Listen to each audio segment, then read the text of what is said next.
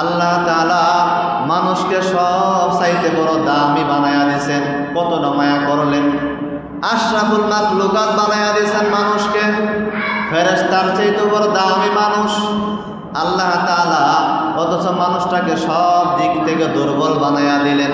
মানুষটা ঠিক মতো খাইতে পারে না, মানুষটা ঠিক মতো দেখতে পারে না, চোখে দেখার দিক থেকেও মানুষটা বড় দুর্বল, মানুষটা খানা খাওয়ার দিক থেকেও বড় দুর্বল, মানুষটা শ্রবণ করার দিক থেকেও বড় দুর্বল, মানুষটা মেধা দিয়া চিন্তা গবেষণা করবে এই দিক থেকেও মানুষটা বড় দুর্বল, মানুষটা চলাফেরার লাইনে বড় দুর্বল, মানুষটা সব লাইনে বড় দুর্বল।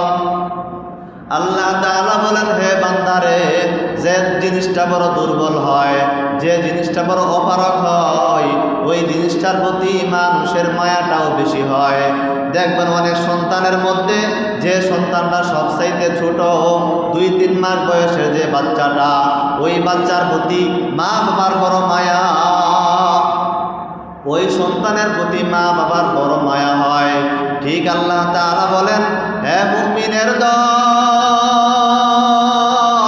সব মাখলুকাতের মধ্যে আমি আল্লাহ তাআলা বান্দাদেরকে বানাইলাম একমাত্র সবচাইতে দুর্বল বানাইয়া। এই দুর্বল বানানোটাই আমি মালিকের কাছে বড় মায়া। হে বান্দারে, তোদেরকে আমি এত আল্লাহ তাআলা দুর্বল বানাইয়া দিলাম, এই জন্য বান্দাদের প্রতি মালিকের বড় মায়া।